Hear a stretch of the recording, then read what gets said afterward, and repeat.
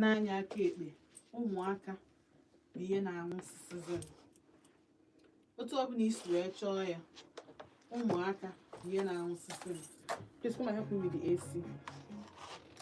So nwee ka ọ dị. Adị nke na-ewute m bụ na nwatakịrị ahụ a ga-asị gị that she lived well. Nọọ Chukwu kpọgoro ya. Mana akwụkwọ nsọ mee ka anyị mata na isi awọ bụ ihe a promisiri anyị dịka ụmụ.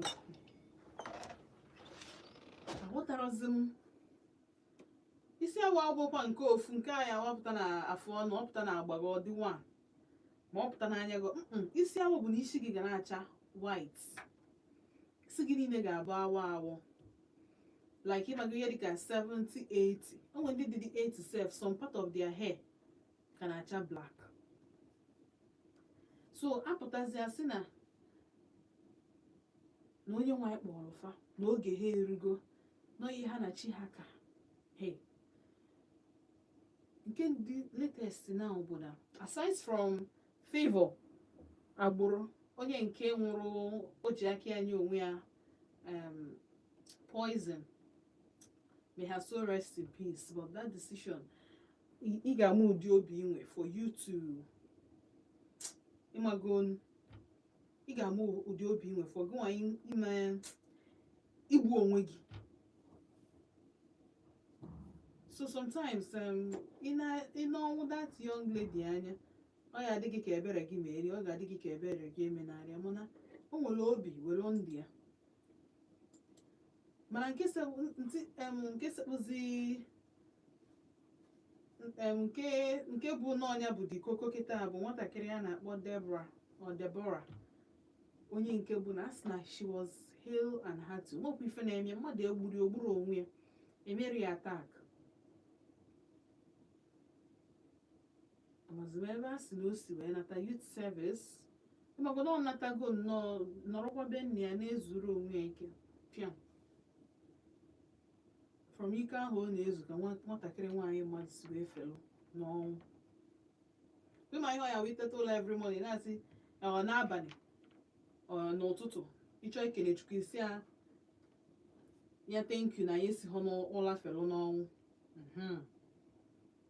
Ọ na-eme onye bụ the situation, the case of this young lady, may her soul rest in peace. Ka obi nakwa na ndokwa. This lady, very fine born again, very very fine born again. A girl bụ na ndụ ya ihe ya bụ nwatakịrị ma eme bụ arụ ọrụ, okpe ekpere, jee church. Ije na Facebook page ya, ị ga-afụgodo that na odi deny onye kere ya. Ije na Facebook page ị ga-ama na onye a nwere ife ọ na-eme, ọ na-akụziri ndị mmadụ content, na-akụziri fa otu ị ga-esi wee ji story wee kọọ akụkọ were ya melụ content. So ndụ ọ na-ebi bụ ndụ dị straightforward, a na-afịa ejiri ugogbe anya ekiri ya. Mana this girl si from ka o zuo ike pịa. Mana ihe na-ewute m n'ihe ndị a niile bụ na apụtazi nwatakịrị a sị na n'oge ya ihe na chi ekalụ na onye nwaanyị akpọ gị ya, in fact that she's an angel, na ojego nọrọ with the other angels. Ajụjụ na-ajụta okwu nkasi obi bụ ya ka ọ true na enwelu ndị emewele isi awọ, when ndị emewele na ha ya ata ahụhụ, onwe ndị emewele na ha ya aka nka, when ndị emewele etele ugbo etele osi ị ga-anwụ n'ike. Because ihe amarozi m ihe abụ ọnwụ ike o. But unfortunately, a lot of people had their fears ọnwụ ike, and amara m why. And ọ na-ewute m ọpụtalụ na onwe ndị akara ọnwụ ike iche, nwee ndị bụ na faya agbụ isi awọ. Bomb na 0706-048-5853. My bomb na 0915-570-8347. Cheta na nọ na Facebook na Volt 104.3 FM. Nọrọkwa na YouTube channel anyị na Volt Odenigbo. So ọ dị very important n'ife ọbụla ị na-eme iji si ike kpọọ ka anyị mara ife ilo n'okwu a ichelu na true na ihe a akwụkwọ nsọ kwere anyị na nkwa maka ịka nka 70 years and an extra score onwe ndị ọ bụ iche ka ọ n'ụwa bụ ihe mebiri ihe niile na ọ bụrụ otu a ka o kwesịrị ịdị.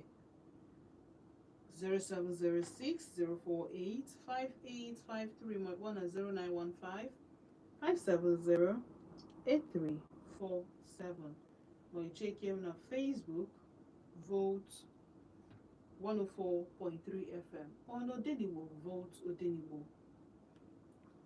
Hello.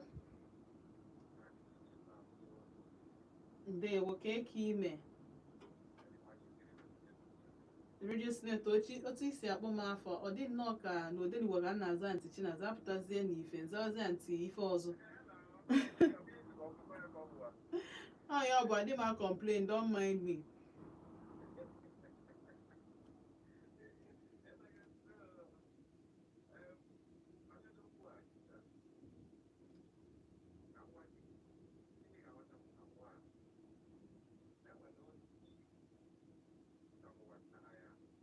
Mm-hmm.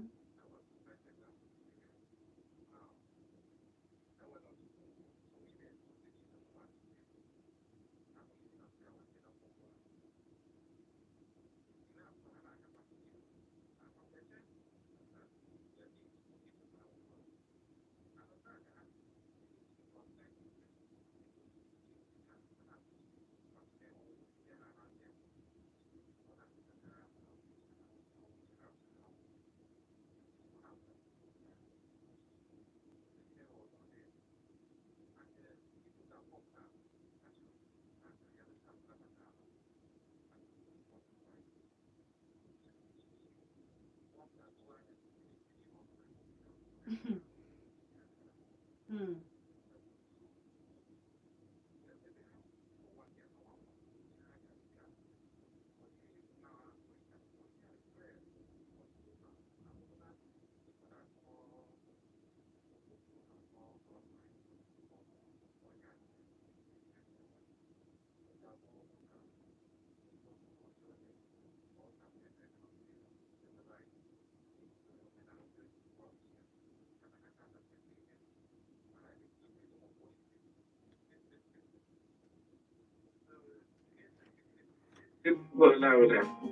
Yes, ịka nka na-adị n'agbụrụ onwe ndị ọnwụ ike ejibide at young age. Yes, I believe in that because na mmadụ rarụkwara na mmadụ nwere n'ihe mberede onwe ndị ọ dị n'agbụrụ ha. Yes, onwe ndị na-aka ka ọfụma go 800, 90, 100 or something. Go here, so I had them ike.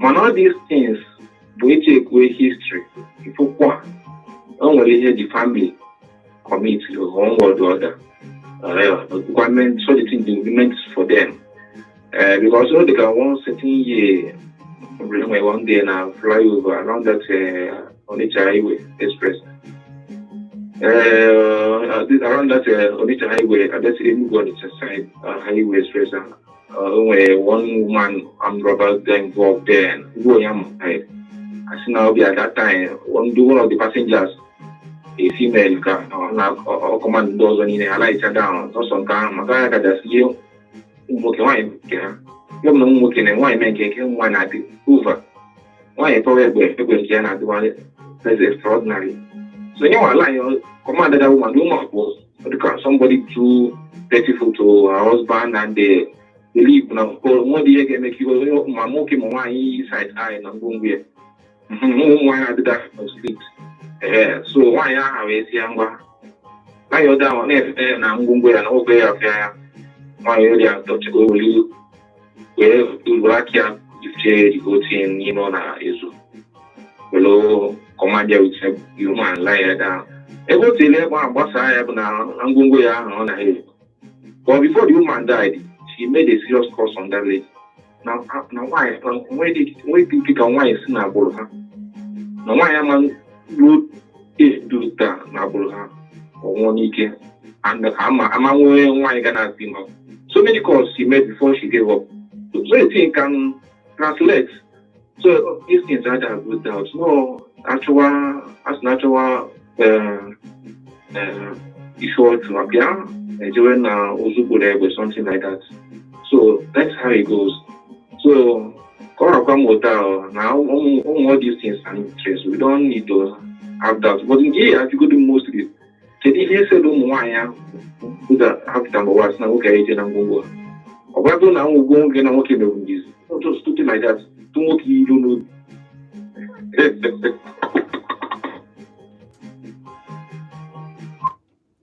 All right. Radio Senator, on a now one doesn't know school fee. I am not going to full page, but I what baby Opugisia Biasha. Hello, Mbado, my cake, me. I the mumma. No, I know you get the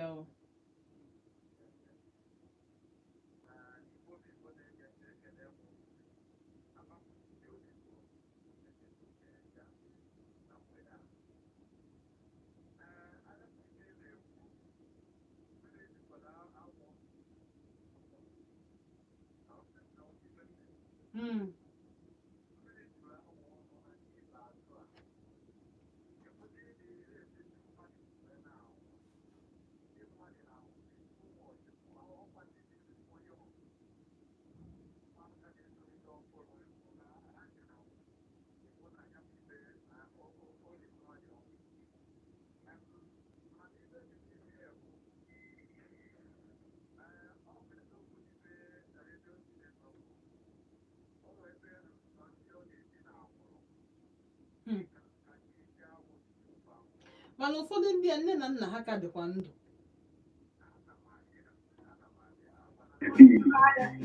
Onwe ndị ọ na-esi n'agbụrụ o nwekwanụ ndị ode ha na-eje n'ike mana ọzọ dịka ibie bụzi na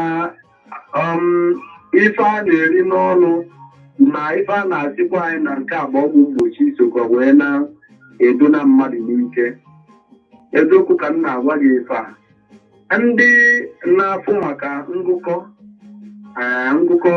maka mmadụ ụbara mmadụ sokwa n'ife na-afụ maka ihe a na-emenụ abịa dị ka eme nnọọ agwọ Jesus marụ one ndị mmadụ dị esokwa na ife na-eme na ndị mmadụ na-etinata ihe a. O nwere ihe ede oge eme dị na nwoke ga-adị 50 years na nwaanyị ga-adị 64 years maka na nyanwa ka eledo ụmụaka anya ka ndị a nwee ike pụọ ka ndị ọzọ na-esonite nwere ike ebe a nwee ike ime ha accommodate. So ụmụ ihe niile a onye ka m na-achị ọgwụ mgbochi a na-ebutere anyị si ndị mmadụ na-ene anya ọfụma. Ine anya ọtụtụ ndị nne ha na nna ha nwere ego na ndị a na-achịchi anyị ịfụ na ụmụ ha anaghị agba ọgwụ mgbochi anụwa.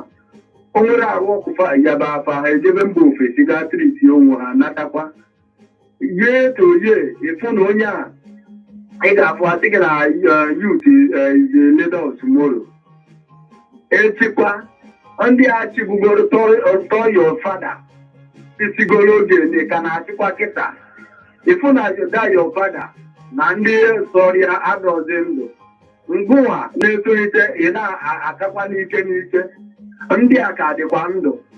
Ọgwụ mgbochi a na-ebutere anyị ụmụ fanara agbụ ya ghọtago. So ụmụ ihe a tụkwu n'ihe edo anyị nri a na-akụchi akụchi ịmago na ọ bụrụ natural food ya ka ụfọdụ ndị medical doctor na-akụzi nkụzi na-asị ndị mmadụ chi ya azụ na natural food ghọtago. ụmụ ihe niile a tupu wee na-ebuda mmadụ ogbugbu n'ike n'ike.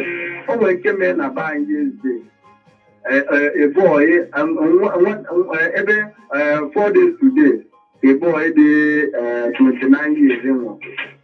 Rukwa nya a boy just ọ ka anụcha nwaanyị ọfụ ludo na ọ bụ so ofu nwa nne na nna ya mụrụ. Nne ya nwụkwa n'oge ghọtago ọnwụ oge ya bụ nwatakịrị ọ dị na nwata. So nya ka elisiri ya onye ọbụla be anyị obodo anyị jụọ oyi nnọọ. Ọ ka ọ bụ because of na ọ bụ ofu nwa nwoke nne na nna ya mụrụ ka eji wee nụọrọ ya nwaanyị n'oge ọmụta nwoke na-abụ na nwaanyị na-abụ. Ọ bụ na ọ nụọ nwaanyị n'oge na otu a ka ezinụlọ aka isi wee chie ghọtago. So n'ihe m na-ekwu bụ a na-ebutekwa ọgwụ mgbochi a na-ebubetara anyị nne kuchi a si n'anya na anyị makwa n'eziokwu na o nwere agbụrụ na-anọte aka. Mana ife a na-erizi na-ebuda mmadụ ọtụtụ ihe na-ebuda mmadụ ogbugbu n'ike. Anwụrụ ike a na-aṅụ ihe ụmụ ihe niile a osogbu na-emekwa mmadụ a na-anwụ n'ike. Ọtụtụ ihe na-ebute ọnwụ ike kịta karịa mana ọ bụ ọmakwa awụ arụ ya marakwa onwe ya. So ọnyanwa ka m nwere ike ikwu. Ana m ekene ekesenyi na ndị ọzọ nke maka asa nwaanyị mma mbụ Cecilia onye ji ekwekọ Cecilia, yes. Kene m ya kene m mmadụ niile dị na adịghị onye mgbe ekene ụlọ. Daalụ sọ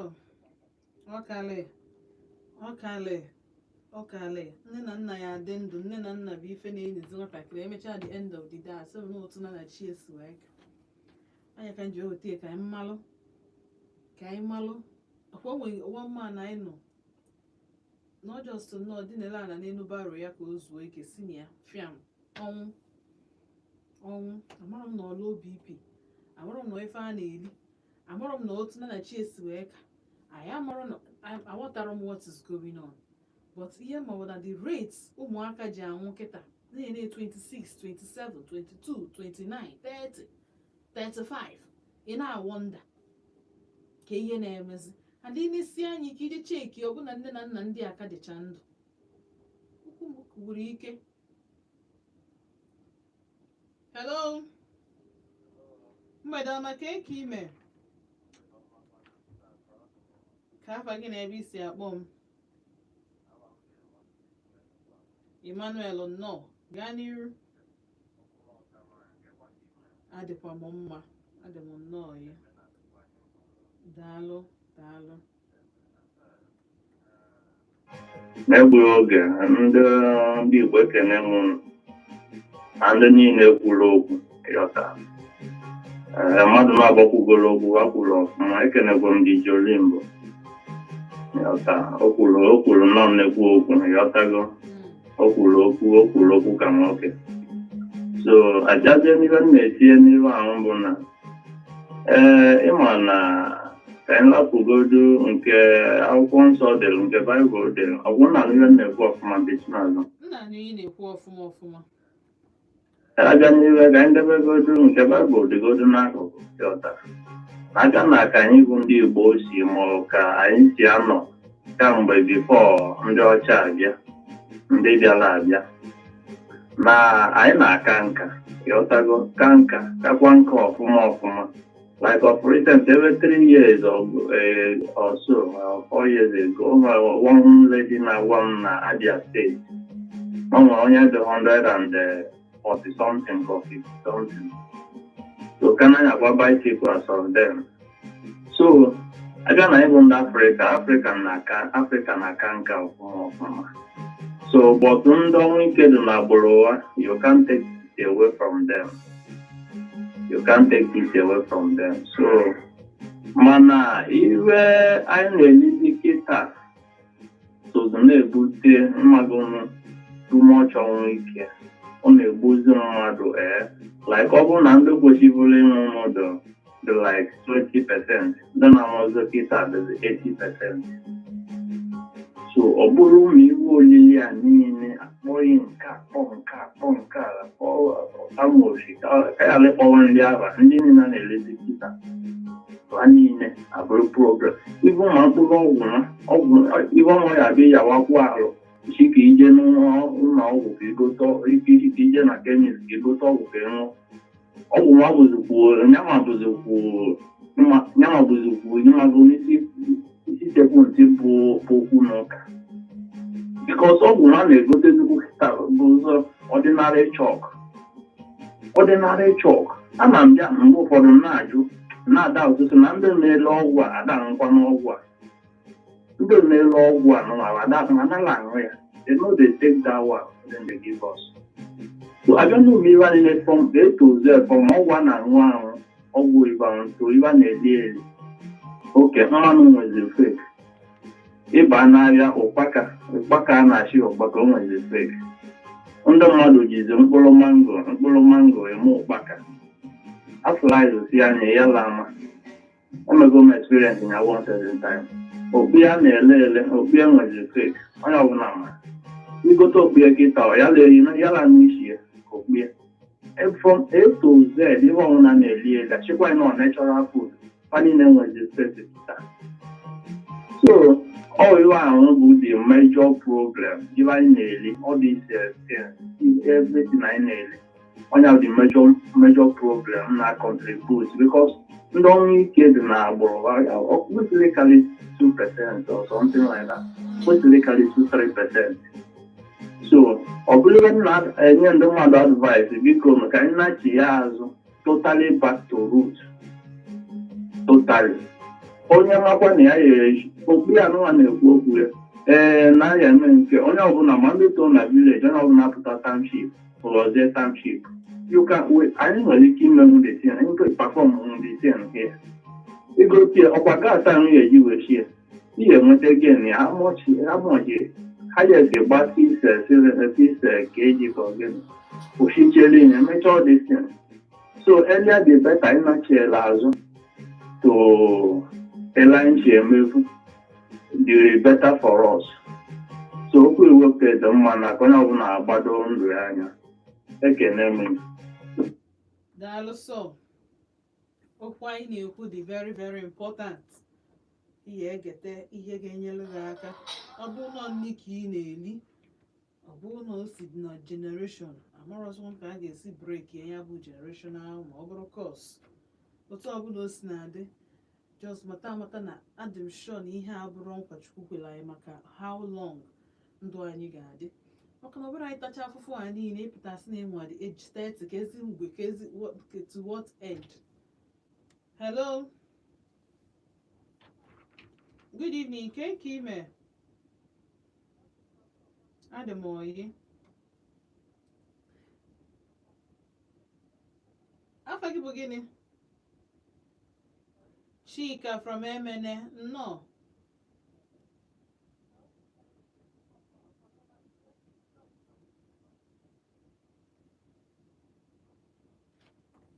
na-ebute mgbe ụfọdụ bụ arụ nwere ike na-eme mmadụ ọma nje ụlọ ọgwụ dịka ọmadụ ihe na-eme.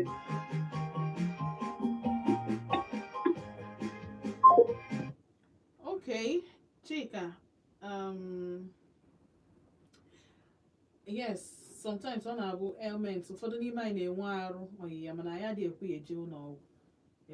Most of us rely on self-medication. Most of us rely on our body metabolism to fight off diseases anyị kwesịrị ije nwụrụ ọgwụ infection anyị kwesịrị ije treat enwụọ chọọ doctor anyị jegodo lab first doctor wee treat ya but some of it bụ ihe ọ ga-awọ pụta ọbụla ọbaga anyị n'ime afe mara ya okay change. Hello, good evening, ka ime? No.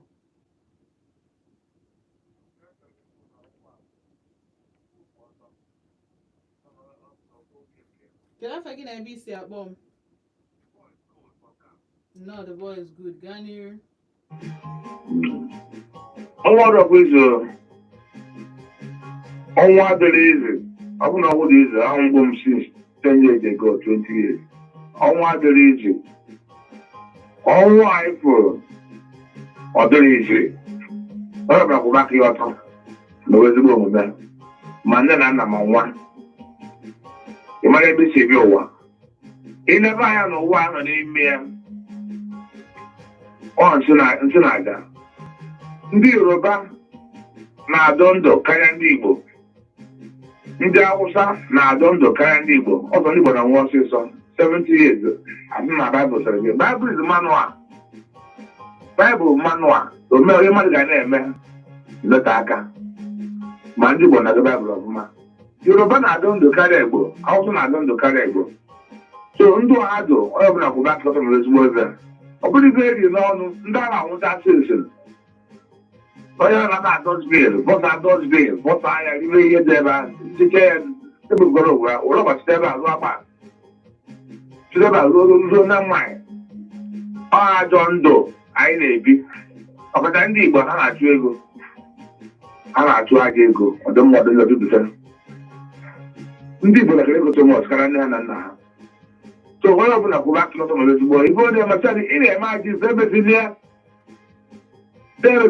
onye etegbuo mmụọ chọrọ aka forever and ever ọchị ma ezigbo ọgbọ ọchị ma ji ọgbọ ndị ọjị abịa ụwa ikpe n'ime ọ dị ime ime ọchị ọ bụla mere ezigbo ihe kwụba aka ọtọ na-eme ezigbo ihe azụ nọ ya mere ka ime ọghọgbọ mmanụ gwara eziokwu nsọ ihe ọgara ị na-eme adịrọ mma kwụsị ya mmiri bipụ m gwara ajị ajị na-eme adịrọ mma achị m ezigbo ya gbọọ m achị m ajị ya tụọ ndị otu ya ọnwa dịrị izi onye na-eri nsi tanọtel ebute onye ana na-agba ọtọ ọgwụ ndị ara wee ndị agwụ onye na-agba ọtọ gbụra chi ya bụ ụsọpant ma okoro ego na-agara ọgwa ya onye agwụ na-eyi akwa na-aga so nwaanyị gara abụrụba anyị ọ bụla mebe ezigbo ihe kwụba aka ọtọ na-eme ezigbo ihe ịma ịrụrụ mmadụ ihe emere mmadụ mmegide mmegide mmadụ si asọrị abụghị m otu ụwa dịdịrị abụghị m ụwa ọnwụ dịza ngwo m sins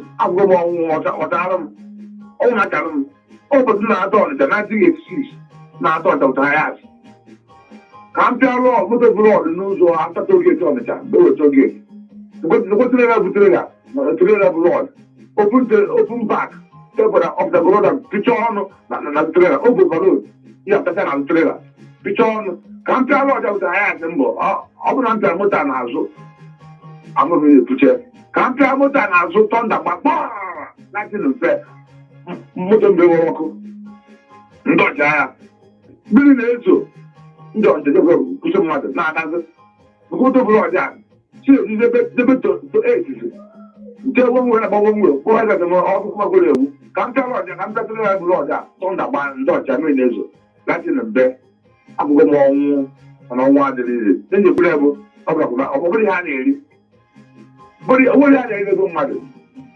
maka ihe dị n'afọ a bụrụ ibu n'ọgụ onye metere orizi ofu ugbuo ya so onye nyekwere bụ na ọ bụla bụ maka ọtọ mere ezigbo ya adịtị na nta thank you na ọ mere ezigbo ya daalụ ọ madụkwụ dịbọ ezigbo fọ nka agụgọ m ọnwụ agbago m egbe na nne na-egbu ọgụ onwe emegoro m nwa zigodobe m ndụ ebe ntị gị wetara aka so ọ bụla mebe ezigbo ezigbo kwụba ka ọtọ eziokwu sọpụrụ mmadụ ibe ya thank you antị na-azụ daalụ sọ bye daalụ onye ọbụla kwụba aka ọtọ ọ dị very very important sometimes ọ na-abụta ihe anyị na-emetela onwe anyị na-ekọtụrụ anyị our life span ọ na-abụta ife anyị ji aka anyị kpatara onwe anyị ụdị ndụ anyị na-ebi ụdị ndị ohi anyị na-eso ụdị ife anyị na-eri bụ ihe na-ebute ya so ọ dị very very important n'ife ọbụla ị na-eme kwụba aka gị ọtọ ka anyị mara ebe problem anyị si apụta. Hello mgbede ọma ka eke ime 20% ndị mma nnọọ ka afọ gị na ebe isi akpọ m oke honorable nnọọ honorable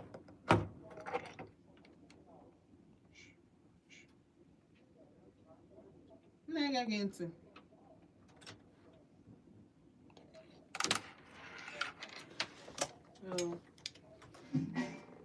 ndị niile kwuru okwu kwuru ọfụma mana ka m gwuo n'eziokwu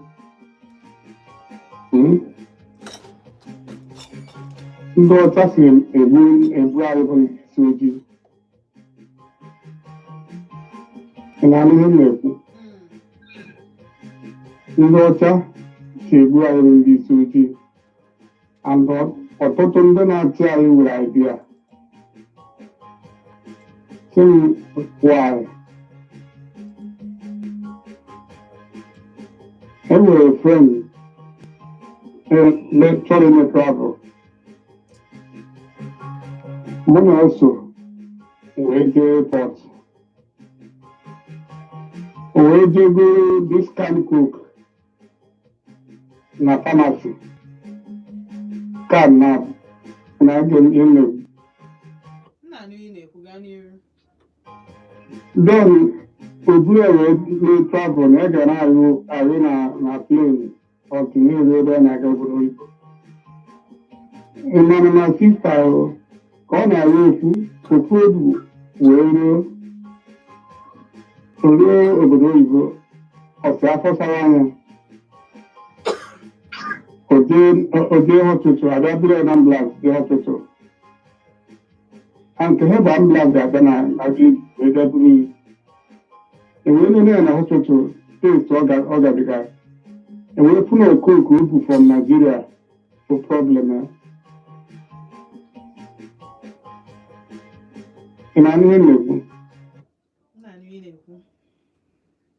Asị ya rụzi that cook. Enwere ọgwụ ha nyere, enwere nyepụta ndị nke ọzọ niile wee were owe ya. When he comes back to Nigeria, bido n'ebe ahụ o goro datụ mmanya wee jee soro ego travel with them. Mmanya ndị ahụ gwara ya na ọka agwa ha na ọ chọrọ ije obodo oyibo, mana ọkwa mmanya mere ka anyị na-akọzum ya. Ị na-anụ ihe na-egwu? Ọtụtụ ihe mmadụ na-eri si egbu ya. Ịmana kịta na-eji fertilizer egro akwụkwọ nri. Iweta akwụkwọ nri igotere dị ebe na-awụ for 2 seconds ga-atụ gị n'anwụ a ga-efụ ka efu kọlọ akwụkwọ nri ha ga-adịzi, mana mmadụ na-akọzum ya wee bụrụ ihe eji fertilizer na egro. Igote ọgwụ ha arụọ iwe problem.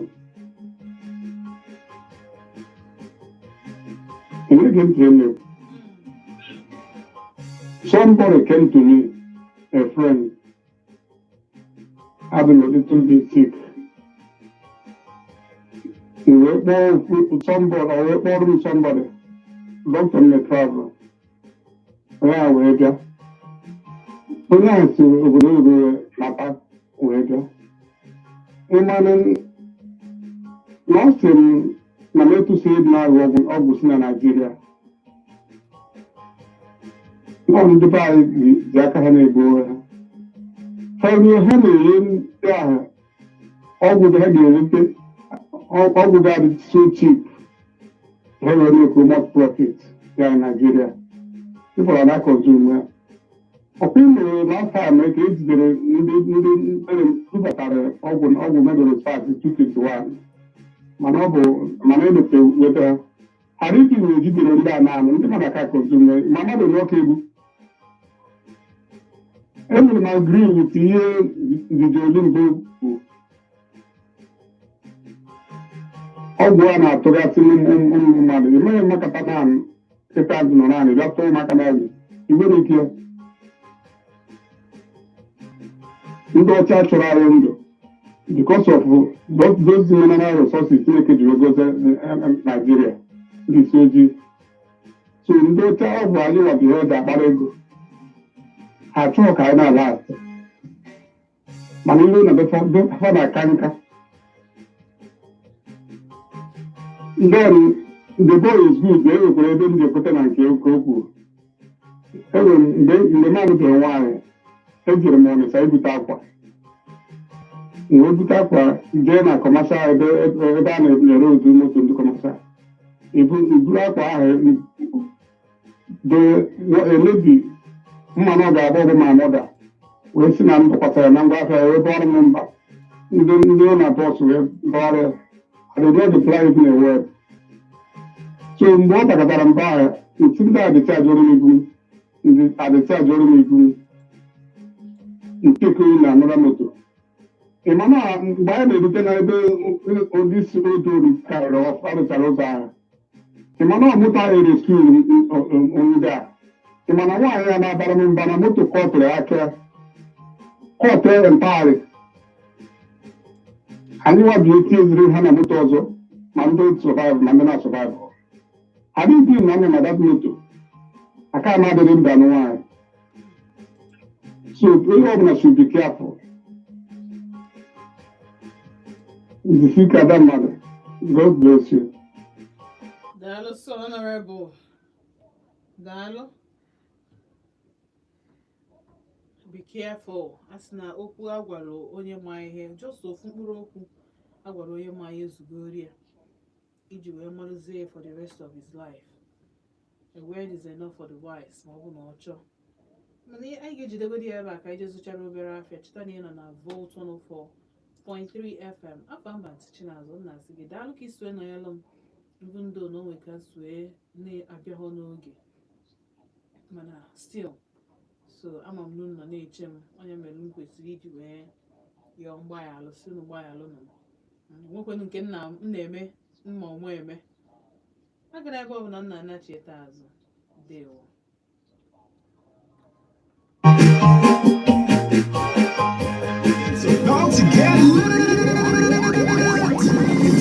Welcome to the show and a presenter that won't stop giving it their all.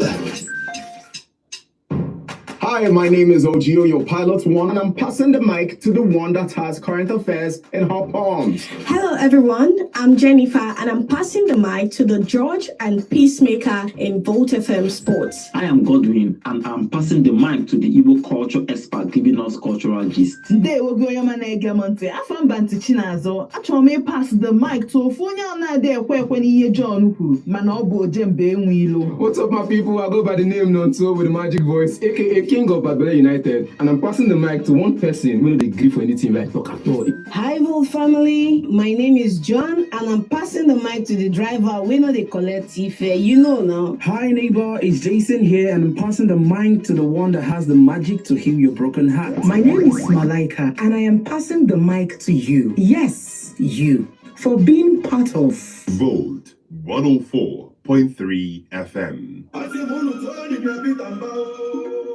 Enugu abụ ego obodo ekwere na nkwa. Enugu gabụ nkwa a na-ahụ enya. Steeti arụfuru na nrọ gabụ ihe a na-ahụ enya. Ọtụtụ okporo ụzọ karịrị 1000 kilomita mechara dị n'Enugu. Njem n'okporo ụzọ wee na-asụ ụsọ dị ọsịsọ ma jikọkwa ọnụ. Asụ a na-aga ọfụma, azụmahịa na ihe ndị ọzọ na-aga n'ihu. Ihe nle na-agara ndị obodo ọfụma. Mgbe ụmụ akwụkwọ je na-amụta ihe ọfụma iji usoro teknọlọji site n'ịmụ tab wee ruo na AI na robotic labs iji kwado ihe maka ọdịnihu. Mgbe a na-akwalite ọrụ aka na-abụghị sọ nkụzi anya isite n'ụlọ akwụkwọ teknikal kọleji na sekọndịrị skuulu he bụrụ megefuru ụmụ anyị ohere ọganihu. Mgbe ọ bụrụrụ ndị obodo anyị site na nkwalite ọnọdụ nchekwa tinyere steeti ọganihu anya enweghị nkwụsị. Mgbe ụgbọ ndị na-evuru mmadụ mba ojeko Peter Mba enaghị arụ ọrụ maka ka anụ sọsọ ọ na-ahazi Enugu otu ọ ga-adị n'ọdịnihu. Steeti mba ifuru ibu rụọ ọrụ mụba akụ na ụba ma gaa n'ihu. Ọrụ mba na-egosi n'eziokwu ọrụ anyị afụtara ihe eziokwu echi nle ga-adị ma nso.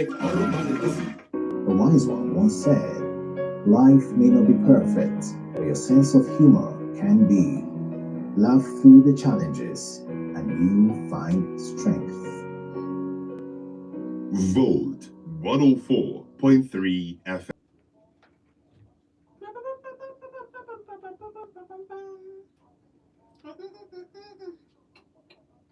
Obodo edelu jigi. Obodo edelu jigi.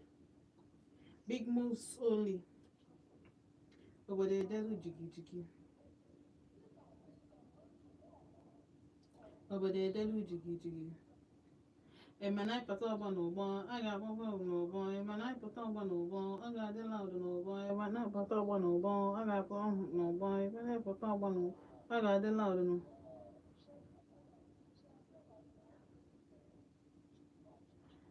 obodo edelu jigi jigi.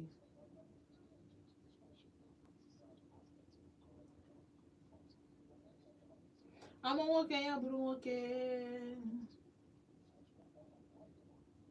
Ama nwoke ya bụrụ nwoke. Anyị nwere ndị na-enwe ọrụ. Anyị nwere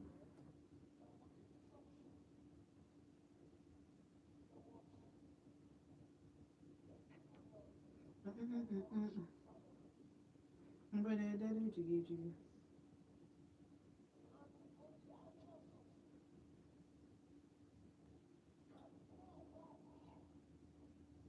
Obodo edelu jigi jigi.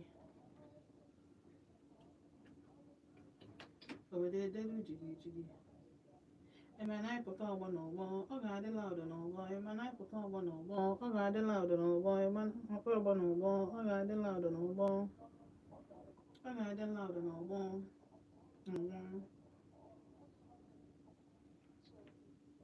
Obodo edelu jigi jigi.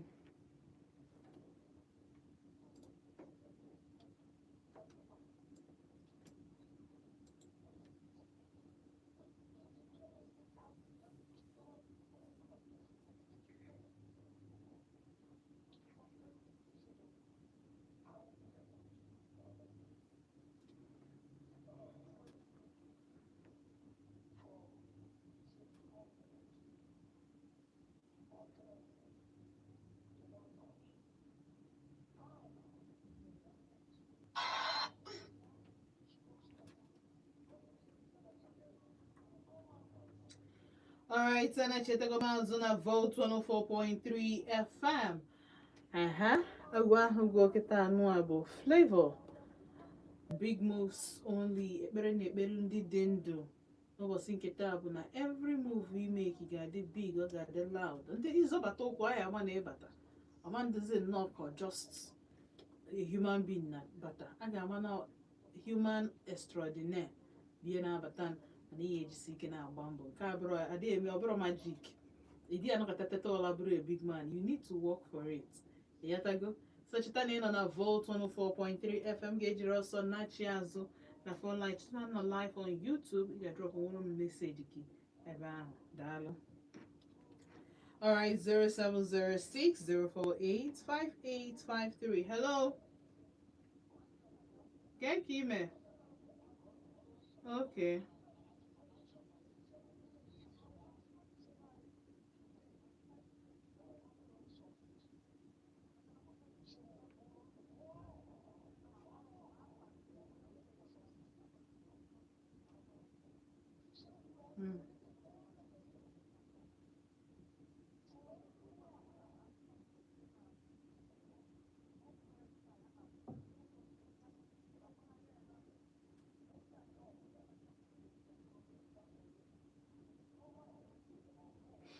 Alright, daalụ. Ya na onwe na-akọwata na some early death ndị ụmụaka na-anwụgasị n'oge point of contact Nkanu bụ nwa nwoke, one of the twin boys of our own renowned Chimamanda Adichie, onye nke nwụkwa na the same hospital ebe one young girl jere ime BBL, ebe o jere ime BBL na the same hospital ka ọnwụ ebe ahụ bụkwa the same hospital as na Alex Ekubo nwụkwa na ya, not the hospital ebutere ya na ya. So she may not be far from the truth. Sometimes these hospitals, doctors, they very, very careless. Very, very careless. Check in the China hospital, only 50 years. Yeah. Hello? Alpha? Mbadoma? Good evening, okay, Kime. Mama Uche, Kevin nọ n'ụbọchị nke taa na-akpọ m. Adị m maka ebe ị nọ na-akpọ m. Nnọọ so.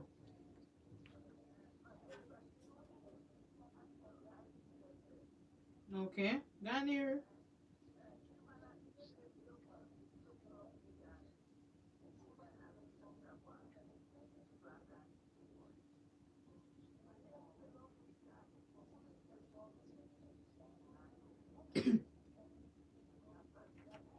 Okay.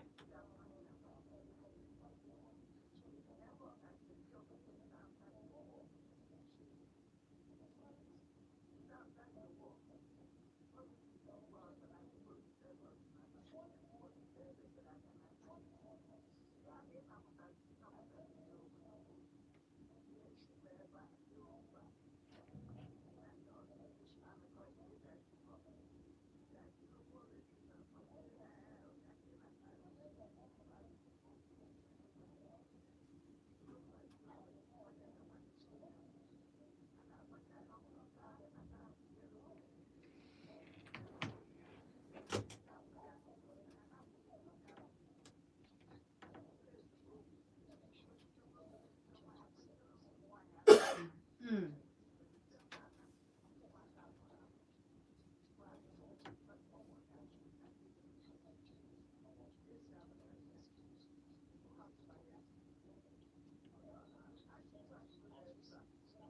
My Baba, they always Mm.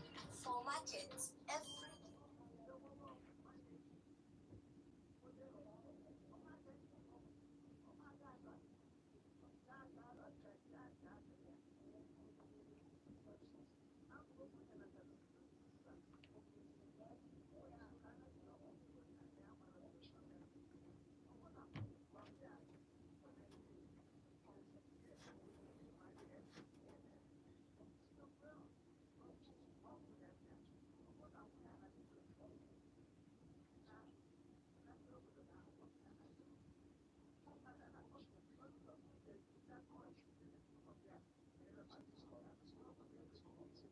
Mm. Mm.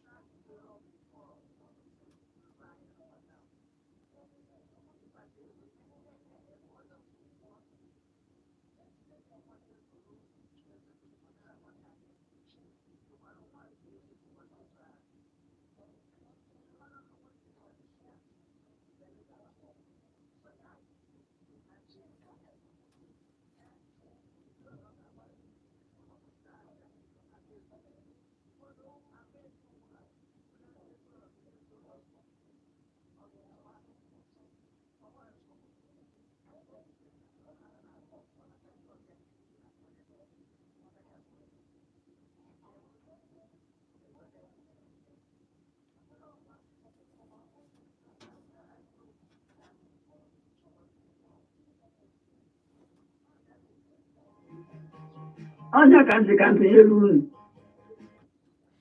Daalụ sọ Mọmi Uche. Daalụ. Ọ sị na ekworo na anya ụfụ ada ọ bụrụ asị.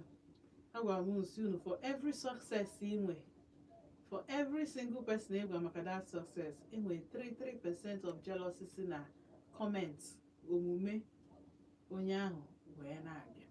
And imagine ịgwara mmadụ 20 maka your success, 33% by 20 bụ onye.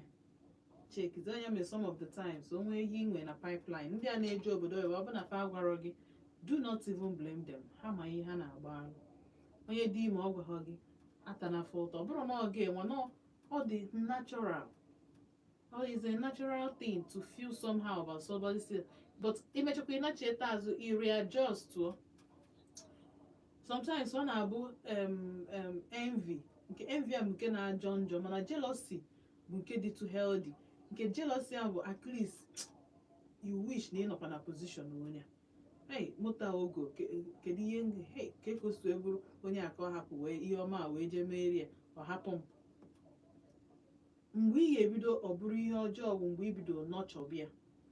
If you start harboring the negative thoughts, from harboring nọchọbịa, from ịnọchie, you decide to implement ife afọ dị gị n'isi ebe nke envy bụzi n'ọbatago. Mana jealousy bụ normal. Mụọ ba ntị Chinazụ na-enwe ya asị m nkịta na enyi m nwaanyị na di egoro ya moto sị hai na ndị dị lucky. Ọ bụrụ na ị dịghọ lucky but somehow ọ dị gị ka onye bụ na iska isi ebe ị nọ wuje sometimes ebe anyị nọrọ ebe anyị anọrọ a na-agụ anyị ọ na-eme everybody but all sense gị nwere ihe you recall all yourselves back Malu that now what if ni jekwenu jeburu je nọrọ ebe onye a nọ ndụ ga adịrọzikwanụ gị nkọ. Sometimes be grateful for where you are. So ndị ọzọ nwere ya ka ihe ọma bịakwuolu gị maka na asị na ihe ọma na-emere n'ebe bụ ominu nọ nọ few steps away from your doorstep.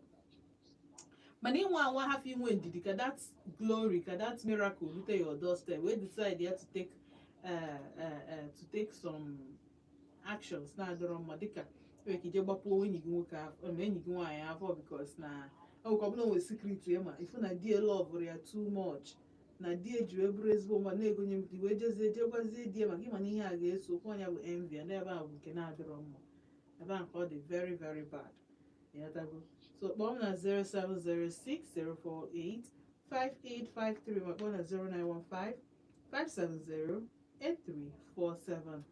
Achọrọ m ịma na ya ga-aba na YouTube enwe messages na YouTube but ị nwekwara ike ịkpọ m na 07060485853. Anọ m na YouTube. Hello. Mgbede ọma ka eke ime. Adị m mma ka afọ gị na ebe isi akpọ m.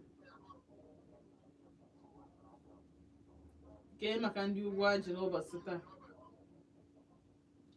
Alright, so good evening, Auntie Chinazo and Volt ODENIGBO family. Welcome to a new week of great opportunities. Thank God for bringing us to the last Monday of July 2026. Our God is faithful. We are grateful. Amen. Hello. Madam Kekime. You mean think it was open? No.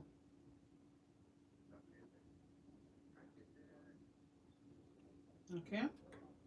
Who can see no preservatives so able in the mother, and which is truth also now most of them time need that because say the matter for myself can't demand the truth when you read that in there for good 10 years.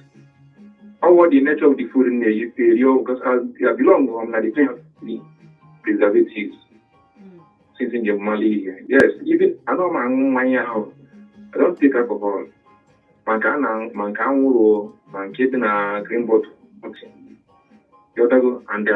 you have not blown natural things like here, Akpata no prepare them. I think maybe anything outside that. So I think all these things. So when my immune, that's from where is the kind of drugs HV3 and the command agriculture. Finally, what is wrong with today? So what can be good na preservative? Maybe in general we think as such a or is married a warrior you remember or the good name which I'm yani manika makoko yani one of my assistants can keep good with the nature of the illness in Gaviga. You know, so I concur with what he says so far. Also, I want the good guy adjust good from preservatives. No, even today, now when you can like Indomie, I was I prepare lunch. In the Hagenadian school breakfast, and I prepare Indomie and a lunch box. Because it's not good. I need why I can hear. But now when you go to bomb a bambi, I got this good you go na poison and dear na poison and a baby, maybe in a confined area. On the grab and you buy now. What I tell you, Madam, as you mark here, do go out as all these things to be in people by us. Then, on the other hand, only you can feed the another generation. Yes. Also, when I cross like now, one place in which river, no which river will keep up from farm 1 year. Yes. One particular place like that, as my family there. Only one girl is a man that is in you can afford. A very young girl of something years. She died there. And the guy kindly just will picture 3 about the quantity to security in a hotel or because he had the family. A television at the family. Guy got one and the Korean goes there. Although it is a whole also. Yeah, we say don't worry. I do the guy go on paper. I pose the guy very well. Say I were now make 1 year. When they pay, I'm there for anything. So I find it out normally in that Abu last because only if Itu wenda sa agbolo duto ontani defa isi ahụ eme ka aghọtara na isi ahụ number of years isi ahụ gị ọnwụwa number of the life anwa bụ mmadụ ndị lineage ka anọ but the isi nọkwa there for long adịghị ebukwa isi ahụ nọkwa n'ụdụ na-agagharịkwa emezi ka mmadụ dati meson kwubara isi ahụ nwụchaga ụmụ ọgbọ wee kiliteziri isi anọ ebe eme anyị takwa anụ ata daịbụ dị anụ tacha anya ihe ahụ eji maka ya kwụba isi ahụ bido mekwe ha you wish to go isi ahụ azụ na isi ahụ nọkwa there. So what I'm now saying is that you check the story based on that Robbie case then William. If that cause begin to manifest on that armed robber, now family severe. If one so people got kubaka also okachani Igbo bang okay I'm not going to make a camera you're still not you're not tomorrow you're not today you go up now I get with teaching in Japatia Kata and I time to go. So these are the kind of life I adopt for the very bad. So that's what I'm committed to more of.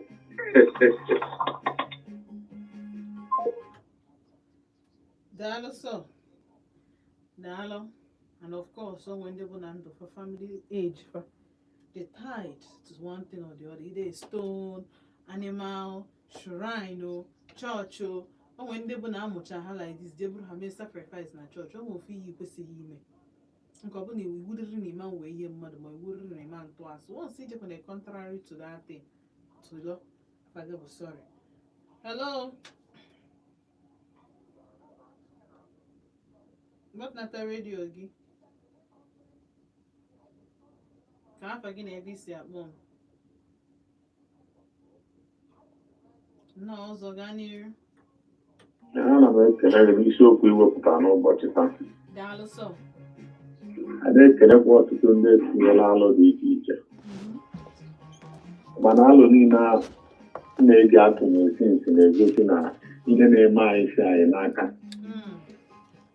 especially anyị nwabụ ndị Igbo ka anyị si achụ ego na-apụ iche nke anyị na-apụ iche karịa nke ndị ọzọ so na-ekwukwa na some of the things anyị na-eri so a contribute na ihe na-eme anyị n'ụbọchị taa ọ bụrụ ndị ọcha na-eme anyị ihe na-eme anyị can correct that impression because ihe m ji si ka m correct that impression bụ na ị na-anya ụmụ ọgwụ mgbochi niile nke ndị ọcha na-ebutela anyị n'obodo taa ka e wee save our life even ma ọgwụ immunization taa ma ọgwụ ndị HIV a ịghọtago ọ bụrụ na ha adịghị eme ya mgbe a ka a kagara ịpụ nke bụ ọnwụ ama m na onwe mgbe nọ na redio a agwụọ mmadụ ole bụ HIV positive